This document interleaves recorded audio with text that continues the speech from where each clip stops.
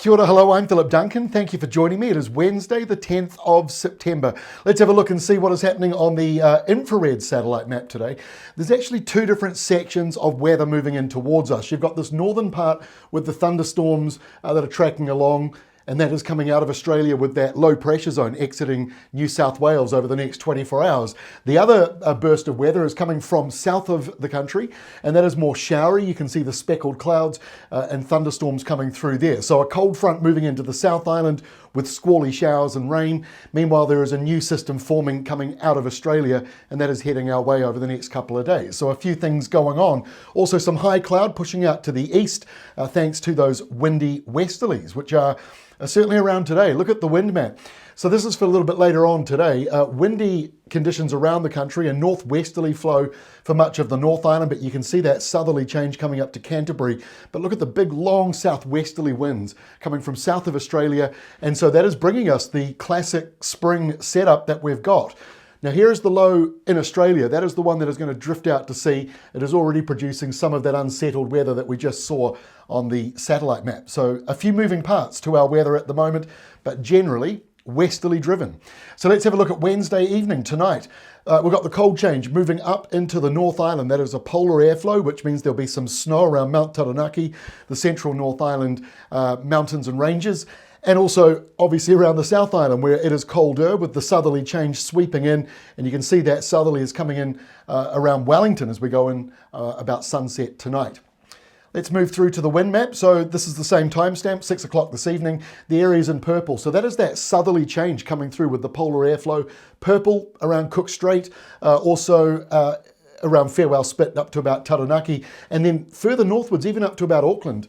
Gusty conditions. Now that might come with a few showers, might even be a little bit later than the 6 p.m. time frame. And the windiest weather along the eastern side of the ranges, especially coming down towards Manawatu and Wairarapa, parts of Hawke's Bay. Strong winds could be damaging for a time as this all surges through tonight. Now, believe it or not, we have frost risks despite the windy weather. Now, for some places, the maps you see here will be highlighting where the temperature is 0 and below, but it might be windy in some of those areas like the central North Island. So rather than a frost, it might be snow flurries. This is not always just for frosts, but below 0. And so cold weather certainly coming through. It'll be frosty in parts of the South Island before the next surge of wind arrives. And you might notice a little bit here as we go through to Friday, not quite so cold in the lower South Island. That is due to windier weather that's moving through. So noon Thursday, it's a little bit windy, but not that bad. So you can see why there is the risk of frosts, especially inland areas or anywhere that's just sheltered in the South Island with clear skies, light winds. You're likely to get a frost overnight tonight. In the North Island, while it is windy tonight and overnight, those gusty conditions, by noon tomorrow it eases. And so that's part of the reason why you might see some frosts in the morning around the central North Island as those winds fade out. It's a little bit of a fine line between whether those frosts can form before the sun rises tomorrow due to the windy weather as well that's around. Now this also shows you, as I say, there's basically a line halfway through the Tasman Sea. Showers and westerlies in the southern part of it. Further to the north, there is the low coming out behind the noon Thursday sign, but that is the low pressure zone, and it is stretching all the way out to the far north with a line of showers with those light winds. So it's not a major change on Thursday. In fact, if anything, it eases back on today's weather. By noon Friday, it's a different story. The low out of Australia, moving along quite quickly. So it's in Australia today. Tomorrow it's getting close to New Zealand. Noon Friday, it's over the North Island, and by noon Saturday, it's east of the country. So this is not a low that's coming in to hang around. There is a bit of windy weather around this system. It's complicated because the low itself, the shape of it will matter still. That's not locked in this far out, even a couple of days out with a messy sort of system. And because the center is a bit messy, that means the wind around it is too. But for now, looks like it picks up a bit on the eastern side and also around northern areas. The cold also drops a little further southwards. If you're in the South Island, you may notice that at the top of the island, those of you in the south still cold with wintry weather conditions on Friday with those showers around.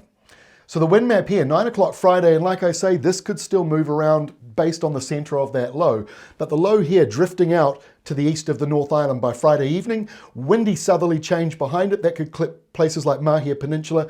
And then on the other side of the North Island, out on the Tasman, The back end of that low comes through, the windy southwesterlies, which can be a bit squally with the showers in particular. So most of the winds here aren't too problematic, but where it surges up into purple coming off the Tasman Sea, and also out here around the eastern North Island as the low moves away, there could be some gusty conditions coming through. Still a chance of frost though on Saturday morning, mainly through the South Island. But again, around the central part of the North Island, right high up at higher elevations, mostly around the mountains and the ranges. But that's a sign of the colder weather we've got once that southerly portion of it leaves our shores. So noon Saturday, this is why it's borderline, because you've basically got very cold air around the North Island, but it is windy. So some of those areas, maybe a frost first thing in the morning, otherwise the temperature may be around 0 with a wind blowing. So cold stuff if you're walking around the central North Island on lunchtime Saturday. Windy as well. The further southwards you go, it'll be windy around the central North Island, but windiest around central New Zealand, the lower North Island, the upper South Island. Gale force conditions are possible for a time there. And yes, that is another southerly coming back through. More snow for the South Island mountains and ranges. Not as much around the North Island because it's simply drier, but there is a chance coming in at night time there could be a few snow flurries around the central part of the North Island. Windy weather on Saturday, it's kind of just spread out right across New Zealand. Areas in purple, they kind of show up in different parts of the country. Those are the areas with winds that can get up to damaging with branches breaking, power lines, that kind of problem. Central New Zealand once more looks to be kind of in the main area of that as we go through Saturday lunchtime. And then at Saturday nighttime, the very lower South Island, very stormy stuff moving through. It'll spread up into Otago as well, especially coastal areas and Otago Peninsula. Stewart Island here could be getting wind gusts of 120, even 130 kilometres an hour on Saturday night, just brushing southern parts of Southland. So noon Sunday, that windy weather gets kind of pushed out to sea. Most of it is here between the lower North Island and the Chatham Islands. And that is sending that wintry surge right up, north of Auckland, except it's east of places like Waikato, Auckland and Northland. So it's not as cold for those areas, colder east of the country where no one lives. The Chatham Islands, though, is still within that, where people do live. So definitely colder for you with that airflow being dredged up from the south. And the eastern side of New Zealand's mainland also cold. But on the western side, these westerly winds out of Australia will start to lift up your temperatures.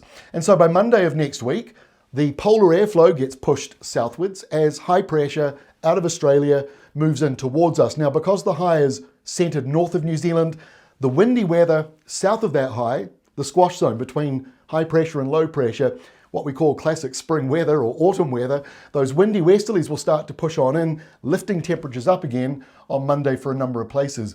And our final map for Tuesday shows that high drifting closer to northern New Zealand, still westerly quarter winds, and they'll be warming up further in the South Island because they're basically coming out of Australia.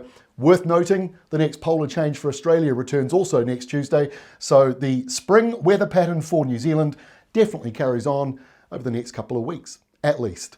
That is all from me for today. I'll see you again tomorrow, Thursday, with our next New Zealand update.